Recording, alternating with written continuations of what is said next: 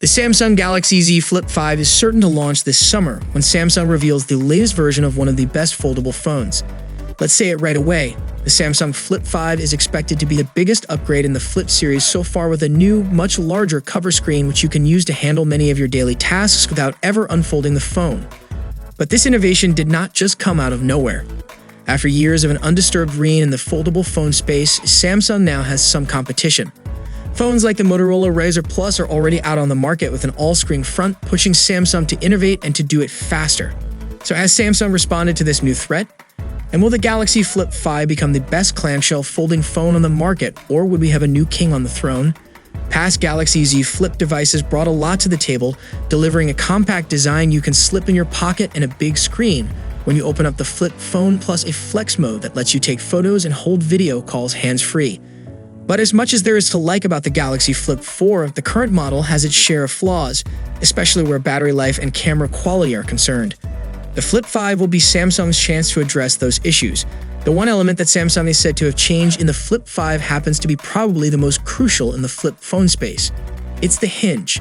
The new Galaxy Flip 5 is rumored to come with a teardrop-style hinge, which is what its competitors like the Oppo Find N2 Flip and the Motorola Razr Plus are using. Such a hinge allows the phone to shut tightly, while the previous one would leave a noticeable gap when the phone is closed. The new hinge will also help get a less noticeable crease. However, in our experience, a teardrop hinge is usually not quite as sturdy as what Samsung has used previously, and phones with this type of hinge usually will have their top part slightly wobbly when you hold the phone at an angle and shake it violently. We are curious to see if Samsung has somehow managed to improve on that in the Flip 5. The new hinge has one more benefit: a potential better dust resistance. Samsung's Flip series have had water protection so far, but have never been protected from dust ingress, and such a change would be very welcome. While we don't expect to see major changes to the main screen of the Flip 5, the front cover screen will be completely transformed and much larger, taking up nearly all of the front of the phone, save for a cutout for the cameras. Rumors suggest it would be a 3.4-inch screen, just slightly smaller than the 3.6-inch screen on the Motorola Razr Plus. That screen extends over the cameras on the Motorola. Leaks suggest some Google apps will be optimized and work on this smaller screen, and we expect some native functionality. But so far it seems that you will not be able to do absolutely everything on this screen like you can on the Motorola Razr Plus.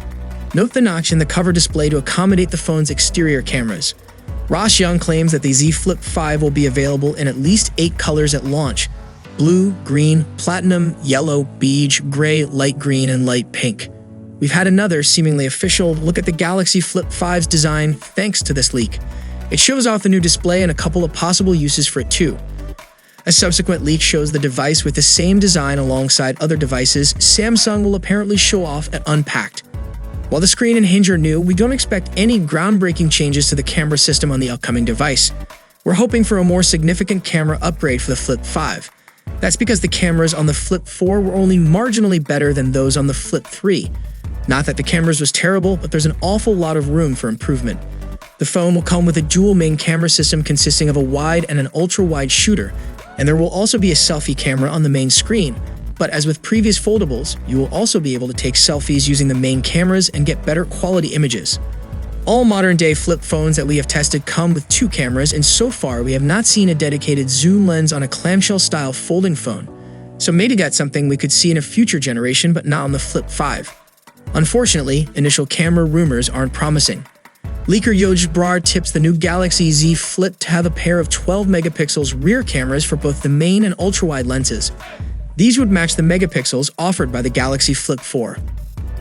At least Brar expects the sensor on the Flip 5 to be bigger, which could capture more light for better photos. We may never get Galaxy's ultra-level photography on a Z Flip device, but there's no reason the camera performance couldn't rival the one found on the standard Galaxy S23. At the very least, we should be snapping pictures worthy of a $999 or more price tag.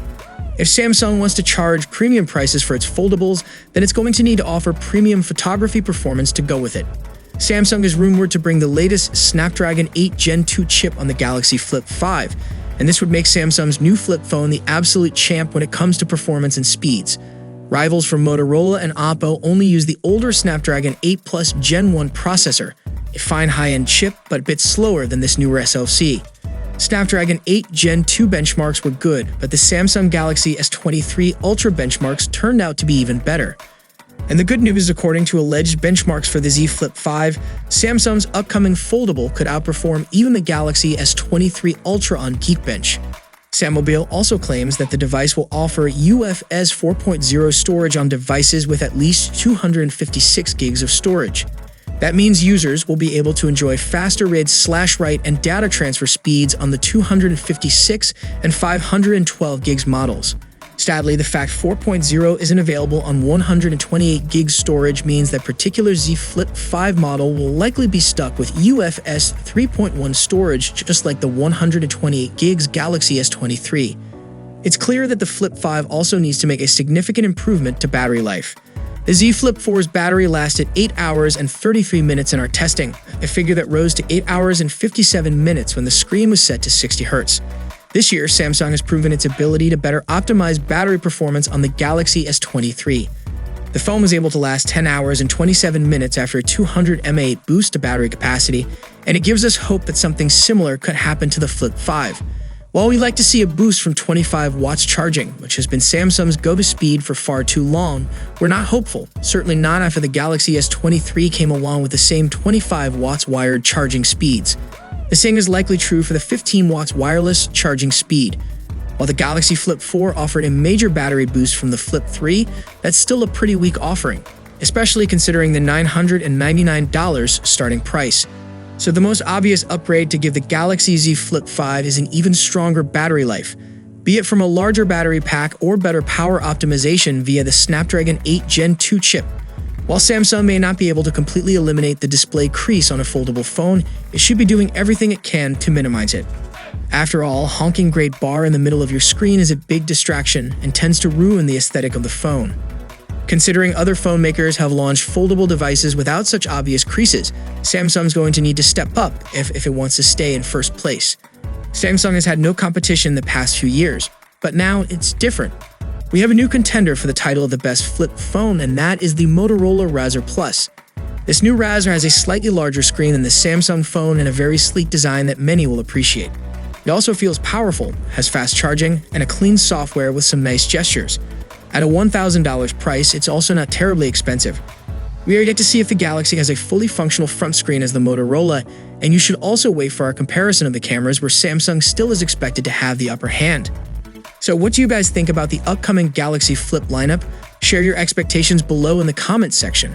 And if you guys enjoyed the video, then a sub to the channel will be massive, and I'll see you guys in the next one. See you for the next time. Peace out.